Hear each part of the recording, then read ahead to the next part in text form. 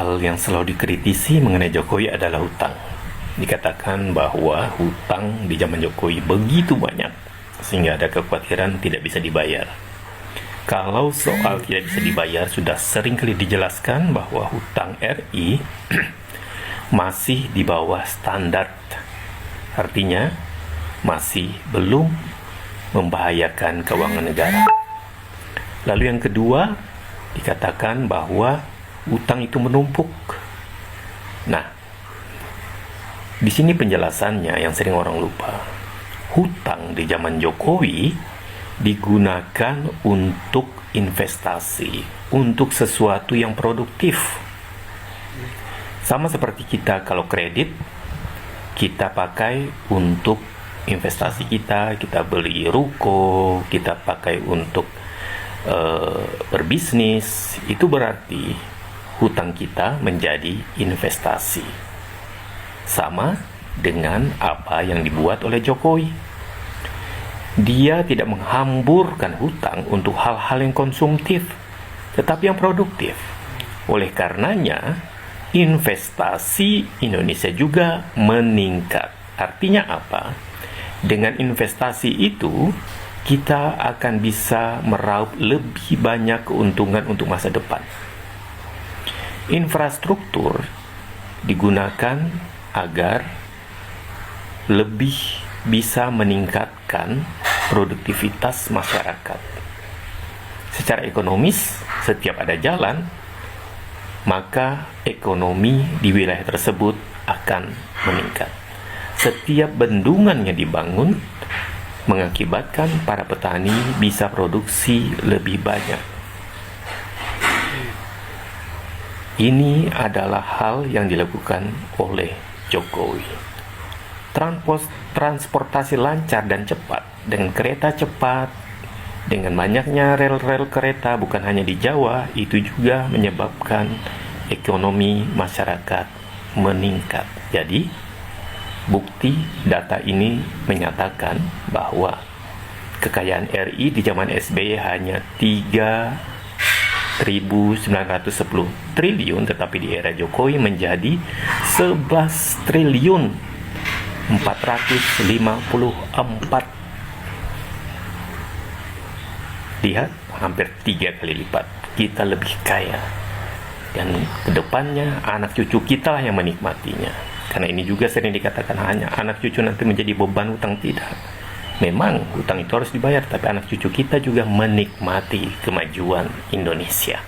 Ya teman-teman, lihat di sini ya teman-teman, kekayaan RI era SBY Rp 3.910 triliun, era Jokowi meroket Rp 11.454 triliun, 11.454 triliun, ya 3 kali lipatnya teman-teman, luar biasa. Jadi ya Pak Jokowi itu yang saya suka, dia berani spekulasi teman-teman, karena basicnya pengusaha mebel kan, teliti, kalkulasi. Coba dengar pidato Pak Jokowi, seringkali dia mengatakan kalkulasi, produktivitas. Saya suka Pak Jokowi itu karena dia bisa menyoroti apa yang mungkin banyak pemimpin kita di Indonesia ini tidak bisa menyoroti. Produktivitas kita itu masih rendah, ya ibaratnya kalau Indonesia bisa bikin 10 mobil sehari, Cina bisa bikin 100. Nah, jadi Pak Jokowi menyoroti di sana, makanya apapun yang menjadi cost yang menjadikan Indonesia ini tidak kompetitif dipangkas oleh Pak Jokowi. Salah satunya lewat apa? Infrastruktur.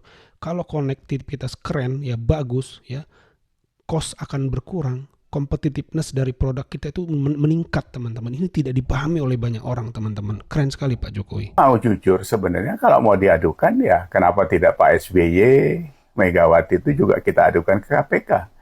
Karena mereka juga tidak baik-baik amat selama menjabat jadi presiden, apalagi Megawati.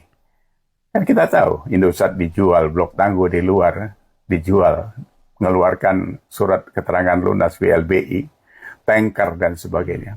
Itu sebenarnya kan kalau justru itu yang wajar kalau mau diaudit, dibuktikan bahwasanya di sana tidak terjadi apa-apa.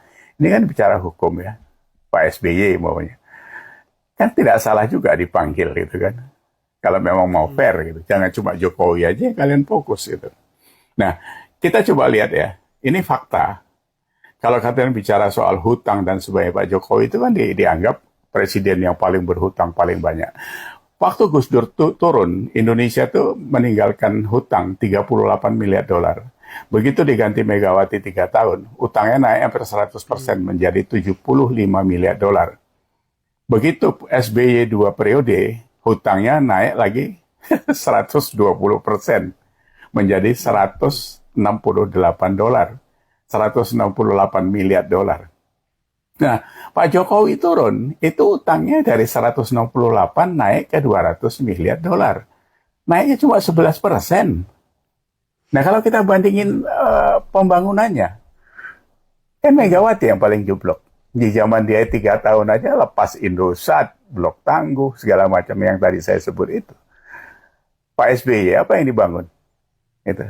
Kalau Jokowi, satu saja sudah selalu kita bicarakan bahwa tol saja ya.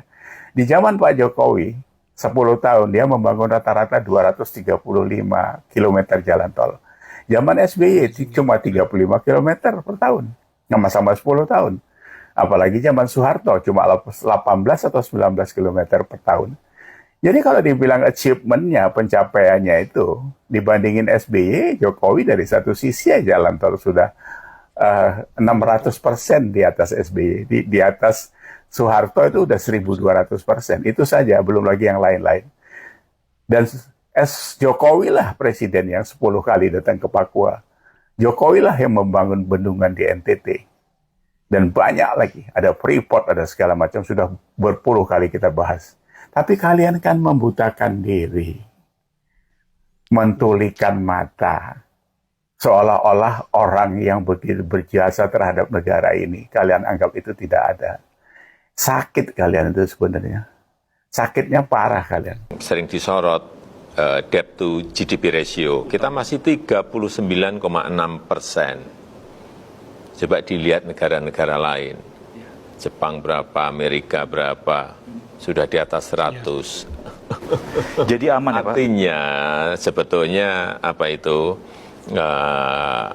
asal pengelolaan pinjaman itu di manage, dikelola dengan baik, saya kira nggak ada masalah. Asal pinjaman utang itu dipakai untuk hal yang produktif, yang memberikan return yang baik kepada negara. Jangan dipakai untuk hal-hal yang berkaitan dengan konsumsi misalnya. Kalau untuk hal yang berkaitan dengan produktif, saya kira nggak ada masalah. Yang produktif itu seperti apa Pak, menurut Bapak Pak? Banyak, infrastruktur, itu memberikan return daya saing, membuat pelabuhan, juga itu memberikan kecepatan distribusi barang ke daerah, antar pulau, dan lain-lain. Airport juga sama. Mobilitas barang, mobilitas orang menjadi lebih cepat. Ini menyangkut daya saing, sehingga kita harapkan stok infrastruktur kita naik dan kecepatan kita dalam distribusi logistik akan jauh lebih baik. Saya kira kalau arahnya ke sana nggak ada masalah. Apalagi masih di angka sekali lagi 39,6%. Ya itu teman-teman, semua presiden ternyata berhutang, tetapi hasilnya apa? Ya ini kan menjadi tanda tanya di ujung kalimat pertanyaan itu kan. Jadi semua presiden berhutang, tapi hasilnya mana? Kalau Pak Jokowi, dia alihkan hutang itu pada sektor produktif. Jelas nggak teman-teman? Jelas. Ya daya saing meningkat. Wah ini saya selalu nggak bosen-bosen ya kalau bicara konsep pemikiran Pak Jokowi ya teman-teman. Saya itu nggak pernah bosen karena ya belum ada yang menggantikan gitu. Kalau ada yang menggantikan mungkin nanti bahas yang lain. Tapi masih Pak Jokowi yang pemikirannya ini sangat sangat bagus untuk didengarkan, dinikmati ya teman-teman. Jadi ya bagaimana ya kan. Dan kalau Pak Jokowi ini hutang, ya dia tidak untuk konsumsi, tapi untuk produktivitas. Dan banyak yang tadinya perjalanan itu sekian jam, ya 5 jam, 6 jam, sekarang tinggal 2 jam. Ya, yang tadinya 10 jam, sekarang tinggal 3 jam, gitu-gitulah teman-teman. Dan tidak hanya dari sektor itunya, dari kenyamanannya, ya dari kenyamanannya masyarakat kan itu bentuk apa ya, masyarakat menikmati buah pembangunan ya, nyaman ya, otomatis kesejahteraannya naik ya, rasa amannya naik, itu hal-hal yang bisa diukur, menjadi indikator ya teman-teman ya. Kalau sekarang pemimpin cuman pidato kemakmuran, pidato kesejahteraan, indikatornya apa dulu gitu ya. Kalau Pak Jokowi jelas dia bangun infrastruktur ya, masyarakat lebih mudah untuk mobilisasi, ada indikatornya bisa diukur, kesejahteraannya naik, rasa nyamannya naik ya. Kalau tidak bisa diukur, cuman sekedar ya kemakmuran apa segala macam, tidak ada indikatornya, gimana mengukurnya? Nah, Pak Jokowi nggak begitu, dia selalu punya ukuran ya, selalu punya ukuran dan selalu terukur. Ini yang penting dari Pak Jokowi ya teman-teman. Ya itu teman-teman, kalau menurut teman-teman bagaimana, coba tambahkan di kolom komentar. Itu saja video kali ini, terima kasih yang sudah menyimak sampai selesai. Sampai jumpa di video saya selanjutnya.